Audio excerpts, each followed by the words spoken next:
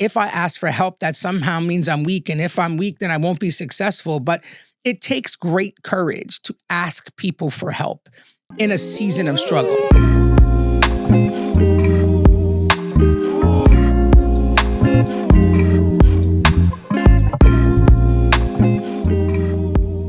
Welcome to Hello Kind Soul podcast. I'm your host, Dr. Ebony Green. I'm so grateful that you are here today, again, where we uplift your spirit one episode at a time. So today, the top of mind is this notion of not giving up, right? And what's so interesting is that all of us are in the world doing something that matters to us, hopefully. And if we're not, I hope we get to the place where you can feel like what you're doing has value, has impact, all the things. But I think one thing that we should talk about today is like this notion of not giving up, right?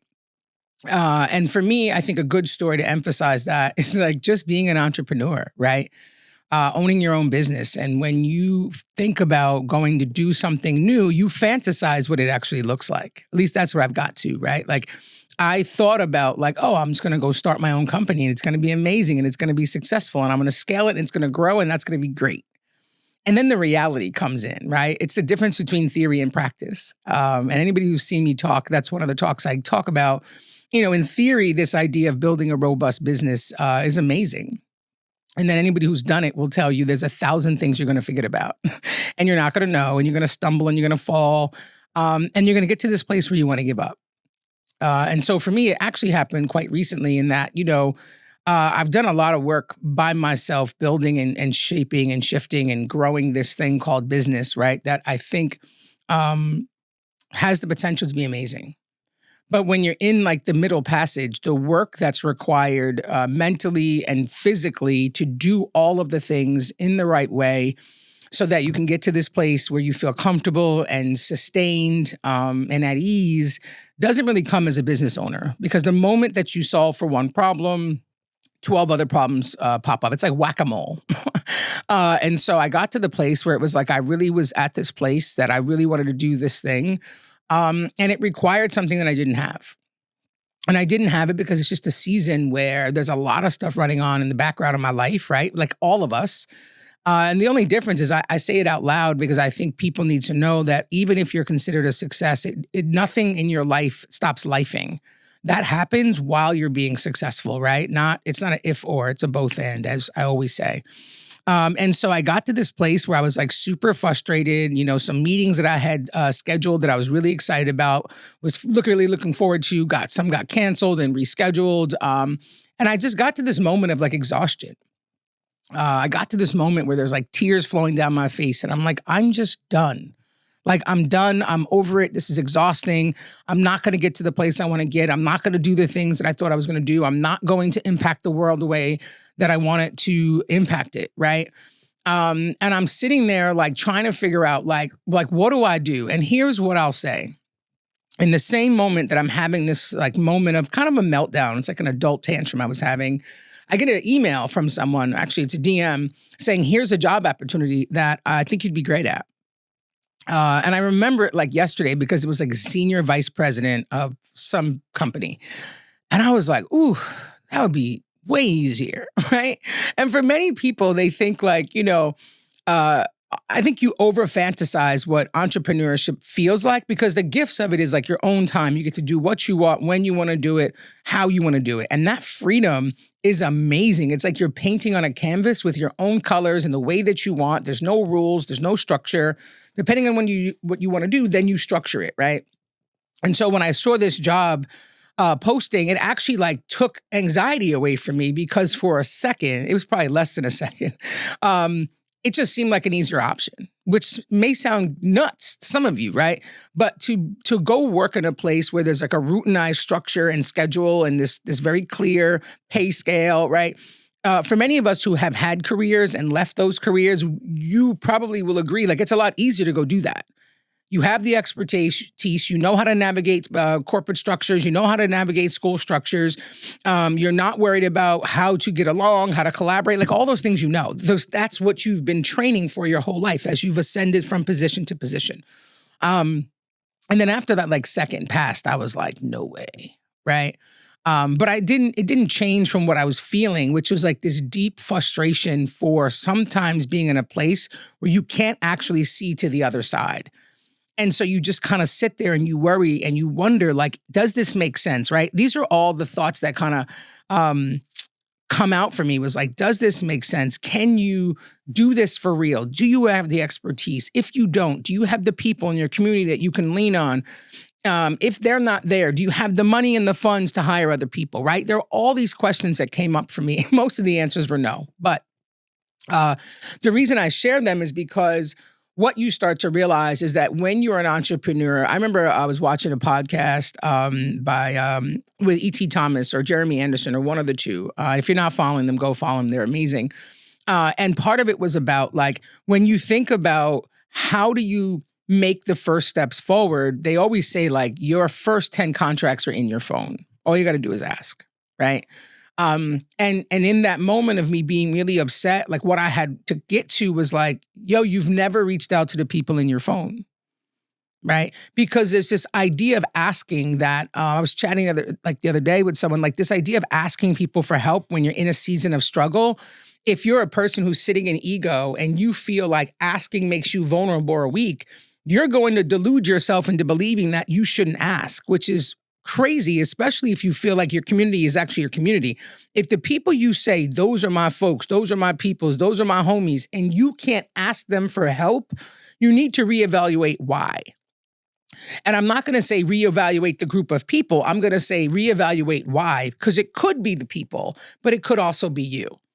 Right. And what we sometimes get lost in is like, if I ask for help, that somehow means I'm weak. And if I'm weak, then I won't be successful. But it takes great courage to ask people for help in a season of struggle. It takes great courage to ask someone for help when you don't have the answer. Because sometimes the only thing you can see is not actually the answer. Or the only thing you can see is one of 5 answers that you can select. But if you're not willing to kind of put yourself out there and ask folks, and I'm not saying they're all going to respond and help you, 100% they're not. I'm going to say maybe 25% might, maybe 50, depending, right? Because I'm not saying these are your close friends necessarily. If they're in your phone, they're colleagues, they're friends, they're people you met, whatever.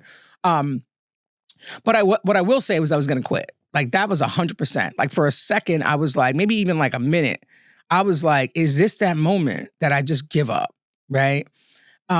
Is this the moment where I just have to decide, like, it's easier for me to go get a job that I know how to do because my work ethic is always intact, whether I'm doing this or I'm doing that. I'm always going to give 110%, no matter what. Like, you might be smarter than me, but you definitely won't out-hustle me. You won't outwork me. And so what we often will defer to is the thing that we know that is safe to get us to the next place. But here's the challenge with that when you think about that really deeply, is that if I was to have gone and did that thing, the question begs, would I ever come back to this thing? And so one of the things I want us to really think about is like in that moment, and all of us have had that moment, right? It's not just, me as an entrepreneur, I'm using that as a story, but there's been relationships, there are jobs, there's, families that family relationships that you really struggle with, right? And there are the moments you're going to give up. So it would just so happen that same day I was scrolling on Instagram and I ran across a post by Tyler Perry. And basically what he was saying is kind of the same thing I'm saying. Like there was a moment, many moments in, let's call it the season of who he was becoming, where it was tough. And if you know the Tyler Perry story, whether you like him or not, it's a very interesting story, but there are a lot of pieces to it where he highlights failures before there was success, right? And so in those moments, and sometimes they're not even failures, a dream deferred is not denied. So sometimes it's just a delay. Like the thing that you want is just not here yet. The season is not prepared for you to enjoy the abundance. And so you have to be okay in the middle, in the wait time. And that time is super difficult for anybody. And so he speaks to this idea of like many times he wanted to quit. And then, he had his breakthrough. As he continued to build, he was able to do something pretty amazing, pretty epic. And his wish for us being anybody and everybody who struggles with, do I quit? His wish for us was to see it on the other side. His wish for us was to get to the other side of the dream so we can enjoy and really understand what it will feel like and look like. And what's interesting is that post kind of stopped me in my tracks because it was like, I'm like, get out of my head, guy, right? It was like, when we're in a season of struggle or when we're challenged by something, no matter what it is, the challenge is that you can't see what the other side looks like because all you're looking at is the problem. All you're looking at is the challenge. And you're seeking and searching for a solution, but we certainly can't see the other side, right? And there's like many people that would say if we could actually see what the success is going to look like, we'd mess it up anyway because it's always so much bigger than what we could imagine, right? And so his post really helped me just kind of think about like, dang, like I can't quit because if I quit, what happens? Then I'll never sit from that position and be on the peak and look down and be like, dang, look what we're doing to change the lives of people around us, right? And then after I read it, I sent it to a friend of mine who is also an entrepreneur, a very brilliant entrepreneur. And I won't shout her out because she'd probably be upset because she's very much, introverted and quiet, but she's absolutely brilliant. So I sent her the post and I checked my phone, whenever hours later. And she responded like, oh, thanks for this. You know what? I was literally going to come home and just quit, give it up, pack it in, and go back to having a job. And after I watched what he said and I kind of sat with myself, I wrote in my notebook, finish what you started. And I read it and it like really like sat with me because that's the thing that we forget is like if we give up, we didn't finish what we started, and we started something for a reason. We started something because we really felt deeply that this particular thing was going to have a great, great, great impact on people. That's why we started the thing. Very few people, I won't say very few, but there's a small minority of people who start things to be millionaires. The average person who does something does it because they can see the value and benefit that it brings to people, right? Perfect example, Earn Your Leisure. And then because what the value that they're bringing to people has such an impact, then they get millions. But it was the impact that they were focused on in terms of educating the Black and brown community around finance that is what brought folks to them to say, wow, they're offering something and giving us something that has value and really making a difference in my life. In fact, they made a difference in my life. But the reason I'm telling you that story, even with them, is because you can't quit what you started. Like you have to keep going. And yes, it's tough. And I'm telling you that in a season of it being tough for me. And I think the problem is like what kept me going in that moment, or the problem that we sit with is like, because it can just feel so heavy. And I think, we're thinking about like, what are we worried about? If we keep going, there's this piece of fear. Like even if I keep going and I don't get this right, if I keep going and I don't do it, then I'm a failure to every single person watching me. And the one thing I'm going to ask you to do 1,000 times on this podcast is reshift your perspective in a way that actually works for you, that actually changes the vibration of your thoughts, right? And so this idea of saying, if I fail, if I don't get it done, I'm a failure to everyone. I would love to hear and think and ask you to shift it to, if I fail, everyone gets to recognize and see what I tried to do, right? There are many of us that when we're older, and I said this before, we're going to be looking at our life in reflection and thinking about the things we wanted to do. And at the end of the day, like part of the reason I was like, I'm going to just leave this job I had, 5 years ago, 4 years ago, whatever, and I'm going to go do this thing was because I just didn't want to look at my life in the rearview mirror and be upset that I didn't try. Right. And so what I started it with was, if I don't make it, I'll go get a job. And if I don't make it, I will always be able to rest comfortably knowing that I gave it 1,000%. And then there's this piece of me that says, there's no way I'm going to fail. There's a piece of all of us that when we take that leap, we know we're not going to fail. It might be a small percentage, but that piece is there speaking to you like, you could do this. Go, do it. Go now, right? And that's the part which brings you great excitement. But I think the piece that is just so obvious to people is, or obvious to me, but I think to a lot of people that I've been chatting with lately, is like how many of us were this close to giving up. And how many times that happens. And so one of the questions I think I want you to think about, maybe jot down for yourself, is like, one of those times that you were like a second from giving up, and what kept you going? Like that thing, what was the thing that kept you going? For some folks, it's going to be faith, right? You can't be faithful and fearful. For some folks, it's going to be hope. For some folks, it's going to be, this is the only option I have. If I'm going to go crash out and burn on this joint, but I wasn't going to give up on the Joker because that's all I had left. This is it, right? A lot of us go all in, myself included. I didn't do 1 foot out and 1 foot in. I went all in. And I was like, listen, because if I don't go all in, then there'll always be this comfortable place to go back to. And that place of comfort becomes a place of complacency. And that place of complacency becomes a place of discomfort. And that place of discomfort becomes a place of disappointment, I promise you. And so I was like, I'm just going to go all in, right? But there's still absolutely mental gymnastics that you'll do with yourself. Some days feel really good when people tell you no. And some days feel really bad when people tell you no. The truth of the matter is every no means I'm closer to a yes. But in the moment, it doesn't feel like that. When you're betting on and you're counting on certain meetings to come to fruition, which then will allow you to go create change, and those meetings don't happen or they get rescheduled or you can't make them or there's a conflict, there's a level of frustration and deep disappointment that comes, over us, myself included. But one of the things I think is important is for us to think about, to Tyler's point, is like, why is persistence the goal? Like, why is it important for us to keep going? I've said this before and I'll say it again. Every single person in this world has a very unique gift that has been given to you.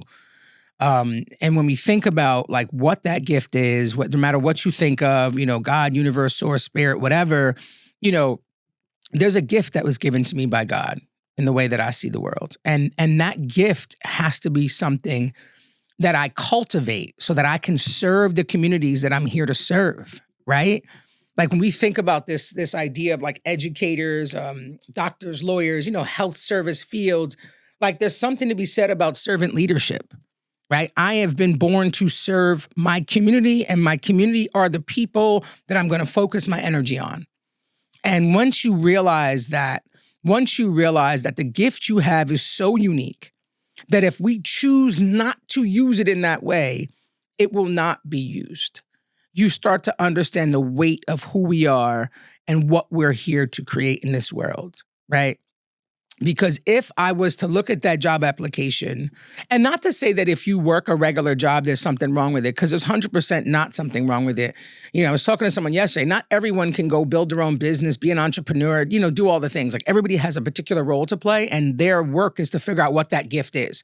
And so for some people, it's to work in a school district and be a superintendent or a teacher or a doctor or a nurse or, whatever, computer analyst, all the things, police officer, everything. But, what I will say, though, is when you're thinking about like what you're here to do, there are people waiting for you to show up and serve them. There are people waiting for you to build the thing that's going to change their life. And that's not something that we have to or we should take lightly, right?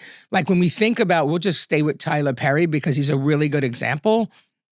When we think about how many lives he's changed and impacted after he became Tyler Perry, quote unquotes, the one who's building movie studios, the one who is hiring and employing, 1,000, tens, I don't know how many people he employs, the one who is donating and supporting people in need. When we think about the amount of lives he's touched and changed, being who he is when we really start to understand how many thousands of people. And if we think about his influence and impact in movies, how many million of people would have missed him, right? If he decided at any point on his journey to say, listen, I'm done, I'm packing it up, I'm over this, I'm going to go work here, wherever the here is, then we can recognize how many people would have missed out on the benefit of him and his gift and what he's here to do. Right. And so I don't know who I'm talking to today, and maybe I'm talking to myself as well, but there are people waiting for you to continue. There are people along your path every time you make a little milestone, every time you walk into a school, every time you record an episode, every time that you preach at church, every time you put your uniform on and go to work. There are people waiting for you to come do the thing that impacts their lives. And so There is no greater time in the world right now. There's no greater time in the world to believe deeply that while I'm in a season of struggle, I will absolutely persist, right? Because what I've come to understand and what I needed to really sit with in the quiet of my day when I was really just in a bad mood and was like, this is so hard. This is probably the hardest season of my life, right? I thought about the DMs that I get, right? Like I do this Hello Kind Soul on Instagram and it's, I don't know, 800-900 followers, whatever. It's not a ton of people. And I realize the DMs I get or the comments I get, right? Even on TikTok, Facebook, like people will send me messages and I'll put up a message that I'm sharing because it just came to mind or it was a conversation I had, but people will DM and be like, I really appreciate this message. Like I needed this today. Like I was on the edge of losing it. And this helped me kind of find my center, right? I tell you that because if one person reaches out to you as a result of what you're doing in the world, let that at least be the motivation for you that day to keep doing it. Because oftentimes, myself included, I missed that you're often not gonna be able to say, I impacted 10 million people today. I impacted 1 million people today. That may or may not happen. If you're Beyonce, of course it happens. If certain people, yes, it happens. But for the average human, we don't get that.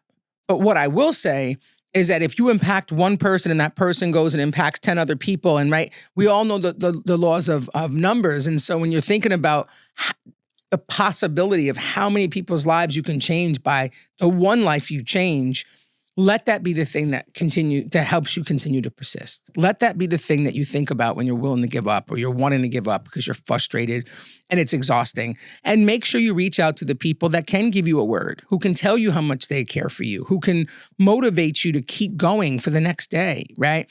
Someone earlier, I was on a live and they said something about when I'm stressed out, I remember to keep my head where my feet are because then I'm present and where I am, right?